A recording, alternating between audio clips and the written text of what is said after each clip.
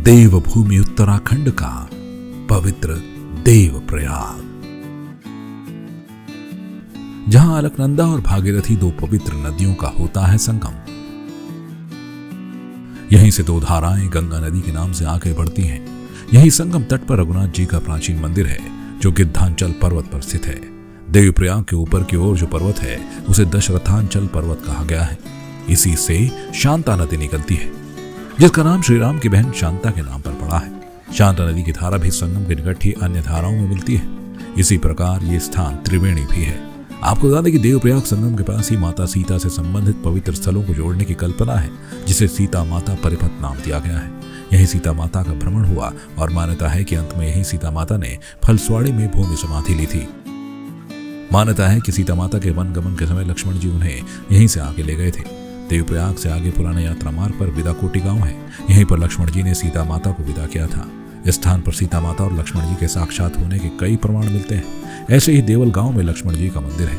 इसके साथ ही यहाँ एक कुंड स्थित है, जिसकी मान्यता भी माता सीता और लक्ष्मण जी से जुड़ी हुई है।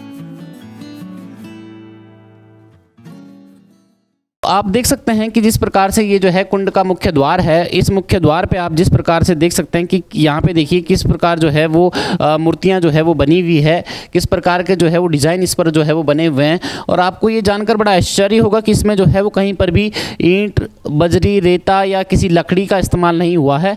ये पूरा जो शिला है ये पत्थरों की बनी हुई है और पत्थरों के सारे जो जिसमें कलाकृतियाँ बनी हुई है ये पत्थरों से बनी हुई है। अंदर थोड़ा अंधेरा है, लेकिन फिर भी हम दिखाने का प्रयास करेंगे कि किस प्रकार का जो है ये कुंड है।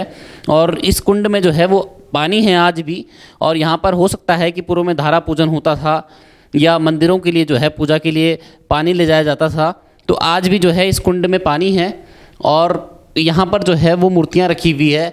साथ के साथ इस कुंड के ऊपर यहाँ पर जो है वो डिज़ाइन बना हुआ है। यहाँ पर हर जगह जो है ये पूरा पत्थर की शिला है। अगर आप जो है वो देखें, किसी में लकड़ी का इस्तेमाल या सीमेंट बजरी का इस्तेमाल नहीं हुआ है। और ये पूरा जो है वो ऊपर छत में देखिए किस प्रकार से ये गोलाकार सुंदर जो है वो पुष्प यहाँ पर बनाया गया है। यह कुंड अपने आप में अलौकिक है। पत्थर से बनी यह बनावट देखते ही बनती है। आपको याद है कि कुंड के आसपास और चौखट पर बनी नक्काशी उत्तराखंड की पारंपरिक वास्तुकला को दर्शाती है।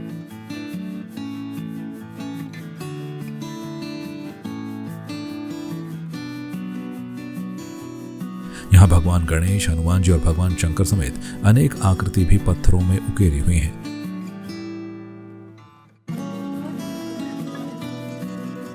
इसके अलावा यहाँ का वातावरण इतना मनोरम है कि जो भी यहाँ आता है वो यहाँ की दिव्यता को महसूस करता है। को मैं दिखाना चाहूँगा किस प्रकार यहाँ पर भगवान गणेश जो है वो विराजमान हैं। आप यहाँ पर देख सकते हैं कि किस प्रकार से जो है वो ये भगवान गणेश की जो है वो मूर्ति बनी हुई है। साथ में जो है वो मूषक महाराज भी यहाँ पर जो है वो विराजमान हैं। और जिस प्रकार की वास्तुकला का यहाँ पर जो है वो ये देखिए कि अगर इनकी जो है वो मूर्ति यहाँ पर स्थापित की गई है तो उनके लिए पूरे जो है वो बिंब जिस प्रकार के जो है वो हमारे मंदिरों में होते हैं उस प्रकार के ये जो है वो बिंब बनाए गए हैं। उसके ऊपर पूरी तरीके से जो है वो नक्काशी की गई है। साथ के साथ ही इस पूरे जो ये कुंड है, कुंड तो आपने बहुत सारे देखे होंगे, लेकिन आप जो है वो ये देखिए कि यहाँ पर जो है ये पूरा जो है ये नक्काशी कर रखी है। साथ में जो है वो हनुमान जी महाराज भी यहाँ पर हैं। हनुमान जी महाराज जी ने ये देखिए, अगर आप गौर से देखें, अगर हम थोड़ा सा जो है वो आपको दिखा पा रहे हो तो ये जो है नीचे से लेकर ऊपर तक हनुमान जी महाराज जी ने ये पहाड़ यहाँ पर उठा रखा है अपने हाथों पे, और यहाँ पर हनुमान जी महाराज को भी जो है वो दर्शाया गया है। साथ के साथ मैं ये दिखाना चाहूँगा कि यहाँ छत पे देखिए जिस प्रकार का जो है ये पूरे पत्थर पर ये आकृतियाँ बनाई गई है। ये पूरी छत पे देखिए किस प्रकार का गोलाकार ये चक्र बनाया गया है। ये कहीं ना कहीं जो है वो सूर्य चक्र को दिखाता है। ये बीच में सूर्य विद्यमान है और ये जो है वो पूरी तरीके से जो है वो सूर्य की परिक्रमा और सूर्य को जो है वो दिखाता है। साथ के साथ आप इस जगह को अगर गौर से देखें तो इसका जो मुख्य द्वार है इसमें भी अलग अलग कलाकृतियां बनी हुई है। इस कुंड के बारे में कहा जाता है कि माता सीता यहाँ पर स्नान किया करती थीं। इसके अलावा लोगों का मानना है कि इस कुंड को पहले वाटर हार्वेस्टिंग के लिए प्रयोग किया जाता होगा। ऐसी भी मान्यता है कि उत्तराखंड की पौराणिक परंपरा धारा पूजन भी यहीं किया जाता होगा। देखिए, मुझे ये लगता है कि जब ये मंदिर बना होगा, जब इस मंदिर की स्थापना हुई होगी, तो उसी के साथ साथ ये जो कुंड के रूप में यहाँ पे जो आकृति है वो बनाई गई होगी। और जो हमारे देवी देवता हैं या जो भी उससे संबंधित लोग रहे होंगे, उन्होंने यहाँ पे इस कुंड को स्नान के रूप में प्रयोग किया होगा, ऐसा यहाँ पे प्रतीत होता है। और इसको हम अगर दूसरी भाषा में देखें तो इसको हम अपने पहाड़ी कल्चर में नाव भी बोलते हैं, कि पानी के पास का जो कुंड होता है उसको नाव बोलते हैं।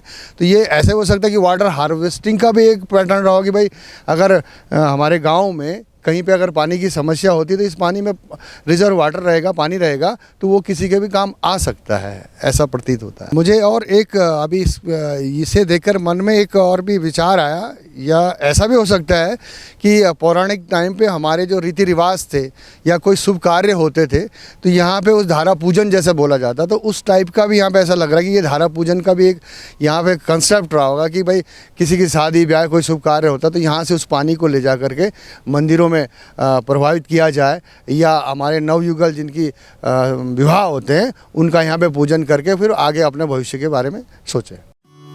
देवप्रयाग में 11वीं शताब्दी के सीता मंदिर, लक्ष्मण मंदिर और वाल्मीकि आश्रम मौजूद हैं। इन धार्मिक स्थलों से प्रमाणित होता है कि देवप्रयाग में भी एक अयोध्या बसा हुआ था।